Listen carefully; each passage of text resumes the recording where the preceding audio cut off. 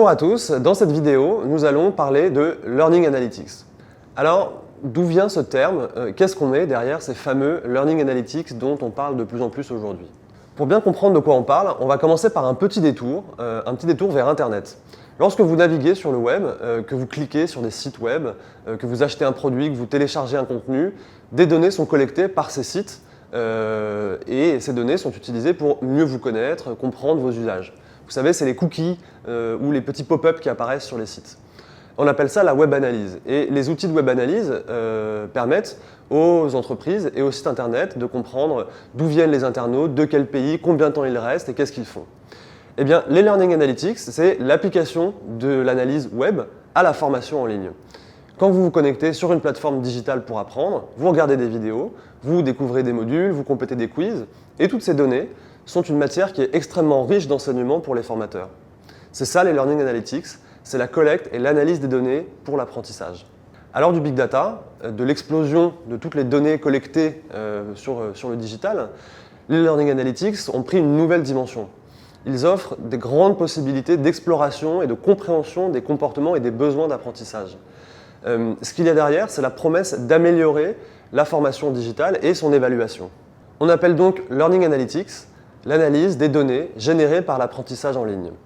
Alors cette analyse, elle se fait en 3 temps. Tout d'abord, il y a un temps de collecte des données, puis un temps de traitement des données, et enfin, bien sûr, la formalisation de recommandations qui sont issues des premières étapes. Les Learning Analytics ont donc plusieurs applications.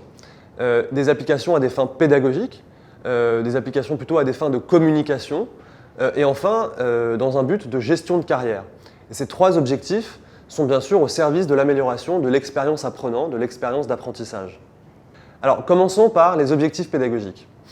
Les Learning Analytics nous permettent d'analyser et de suivre le comportement des apprenants.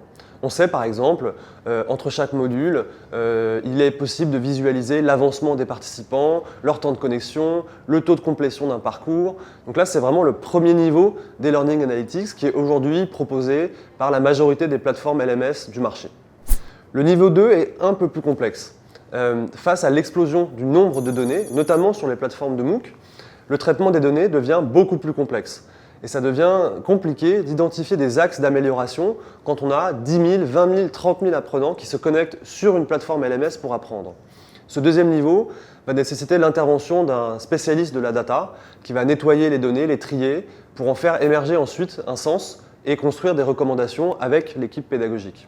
Dans ces 2 cas, l'objectif c'est bien de comprendre les comportements des utilisateurs, d'observer leur apprentissage pour améliorer la formation.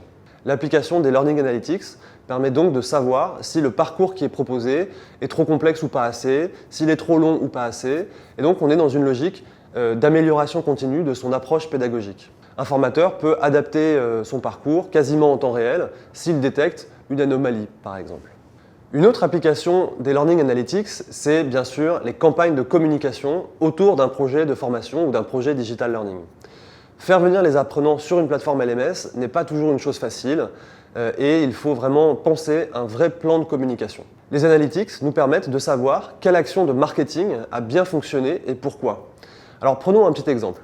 Lors d'un déploiement sur plusieurs centaines d'apprenants de l'un de nos parcours, on a analysé à quel moment les apprenants se connectaient pour la première fois et la corrélation entre leur première connexion et le taux de complétion, c'est-à-dire le rapport entre le nombre d'inscrits, le nombre d'apprenants et le nombre de personnes qui a terminé la formation proposée.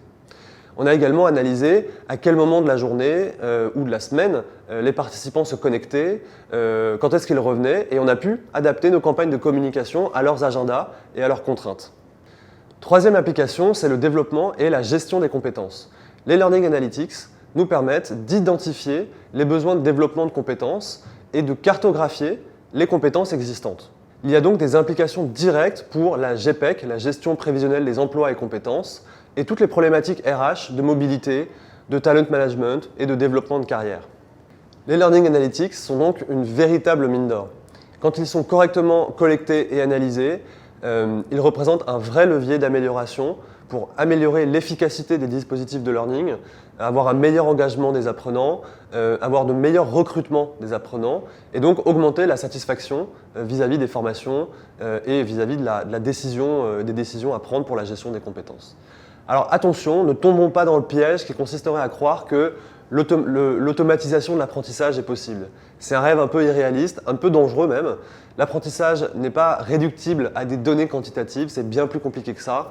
Et le big data, c'est un outil d'aide à la décision, mais il ne doit pas prendre les décisions à notre place.